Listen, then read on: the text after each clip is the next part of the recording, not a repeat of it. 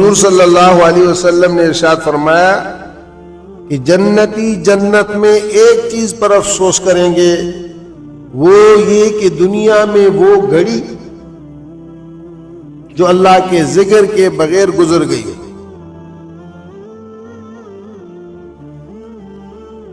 حضور اقدس صلی اللہ علیہ وسلم کا ارشاد ہے کہ جس مجلس میں اللہ کا ذکر نہ ہو اور مجھ پر درود نہ بھیجا جائے، وہ مجلس والے اٹھ جائیں، وہ ایسے اٹھتے ہیں اس مجلس سے، اس جگہ سے، جیسے مرے ہوئے گدھے پر سے اٹھو، مرے ہوئے گدھے پر۔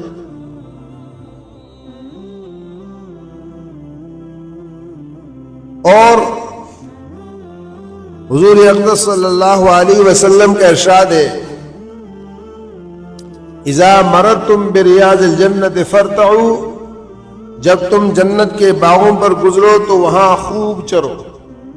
جیسے جانور سبزے پر جاتا ہے اور جہاں سبزہ اچھا ہو تو وہ اچھی طرح وہاں پر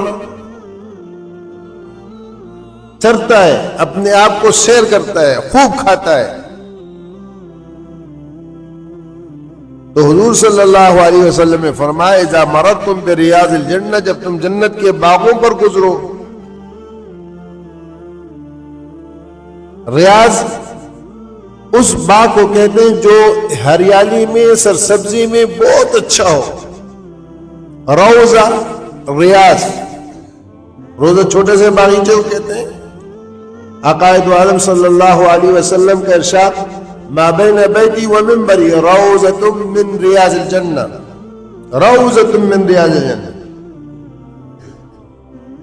قبر کے بارے میں ارشاد فرمایا کہ تم اس قبر کو مٹی کا ڈھیر نہ سمجھو، یا تو جہنم کے گڑھوں میں سے ایک گڑھا ہے یا جنت کے باغوں میں سے ایک باغ ہے۔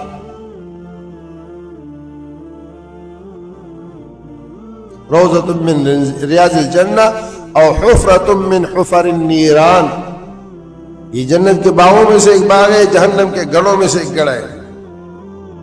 تو روضہ اس باغ کو کہا جاتا ہے کہ جس میں سرسبزی اور ہریالی رج بس کے ہو۔ اور حضور صلی اللہ علیہ وسلم نے ارشاد فرمایا کہ جب تم جنت کے باغیچوں پر گزرو تو خوب چرو۔ قالوا وما ریاض الجنت یا رسول اللہ، جنت کے باغ کیا ہیں؟ آپ نے فرمایا حلق الذکر، حلق الذکر، ذکر کے حلقے، جو اللہ کا ذکر ہوتا ہے، یہ جنت کے باغ ہیں، اس میں خوب سیر ہو۔ جتنے